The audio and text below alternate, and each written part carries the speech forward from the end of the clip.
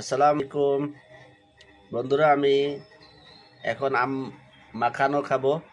আমার মেয়ে এটা মাখাই দিছে, এই দেখেন।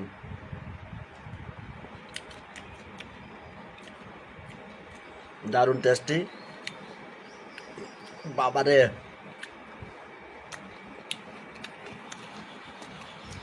বন্ধুরা, এখন আমি না শেয়ার করে পারছি না। মজা হয়েছে, কিন্তু মরিচ একটু কম দিতে বলছি, ও মশলা দিছে, অনেক রকম মশলা দিয়ে মাখাইছে। সাথে মরিচটা এত বেশি দিছে, বাবারে বাবা। দেখেন কি কালার বানাইছে, দেখেন।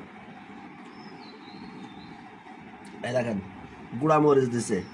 গুঁড়া মরিচ দিয়ে, কাঁচা মরিচ দিয়ে হয়নি। আমি বলছি বলি মরিচ কম হয়েছে, ওই ইচ্ছা করে বেশি করে শুকনা গুঁড়া মরিচ দিয়েছে। দেখেন কি অবস্থা।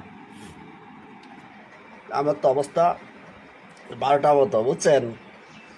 তবে স্বাদ দারুণ মজা। আপনারাও খাইতে পারেন।